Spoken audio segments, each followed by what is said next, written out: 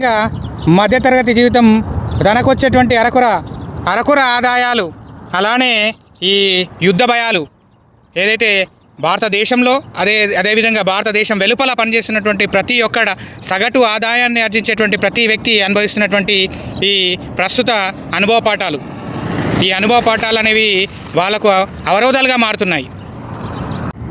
Hello hi దోస్తులందరికీ, బాగున్నారు అందరూ? నేను నా ఆలోచనలు అనేటువంటి నాకు నచ్చిన మీరు మెచ్చేటువంటి మరో మంచి వీడియో ద్వారా మీ ముందరకు వచ్చేసాను. నా ఆలోచనలు అనేటువంటి నాకు నచ్చినటువంటి వీడియోస్ మీకు కూడా నచ్చుతాయని చెప్పేసి మంచి మంచి వీడియోస్ చేస్తూ మీ అందరినీ ఆదరిస్తూ మీ ఆదరాభిమానాలు చూరగొంటున్నటువంటి నేను నా ఆలోచనలు అనేటువంటి నాగుల గంగామోహన్.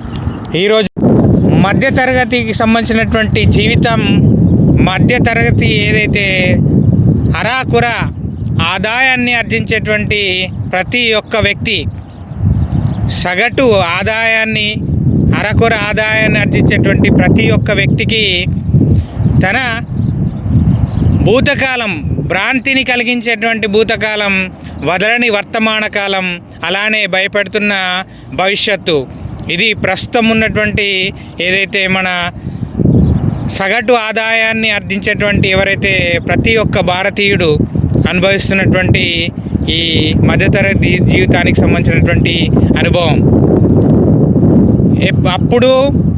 ఇప్పుడు వస్తున్నటువంటి నడుస్తున్నటువంటి వర్తమానము, అలానే రాబో భవిష్యత్తు, ప్రతీది కూడా భూతకాలమేమో భ్రాంతిని కలుగజేస్తూ, వర్తమానమేమో వదలకుండా బాధిస్తూ, అలానే భవిష్యత్తు కూడా భయపెడుతూ ప్రతి సగటు భారతీయుడికి సంబంధించినటువంటి కళల్ని చిరిమేస్తూ వస్తుంది.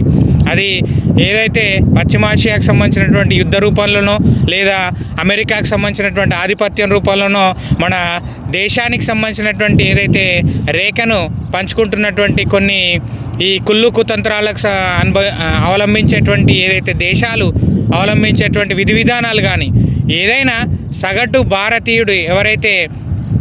భారతీయుడు అరకొర జీతాలతో వెల్లదీస్తున్నటువంటి జీవనాన్ని భూతకాలం భ్రాంతికి గురి చేస్తుంది. అలానే వదలని వర్తమానం, అలానే భవిష్యత్తు భయపెడుతూ తన జీవితాన్ని అంధకారంలోకి నెట్టేస్తుంది.